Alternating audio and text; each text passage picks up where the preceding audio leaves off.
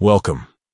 If you're tired of Google Chrome automatically signing you into websites every time you open the browser, you're not alone. Many users prefer more control over when and how they log in, especially for privacy or security reasons.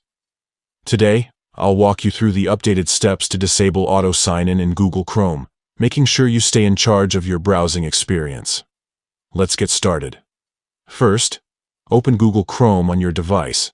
You can do this on any computer, laptop, or tablet running Windows 10 or Windows 11, no matter the brand. Once Chrome is open, look towards the top right corner and click on the three-dot menu icon. From the drop-down, select Settings.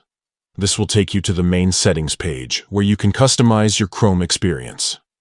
Next, find and tap on Passwords Manager.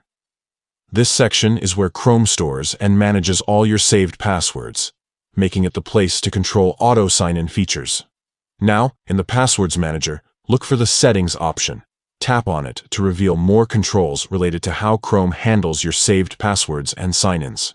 Here's the key step. Find the toggle switch labeled Auto Sign-In. By default, this is usually turned on, which means Chrome will automatically sign you into websites using your saved credentials. To disable this, simply tap the toggle to turn it off.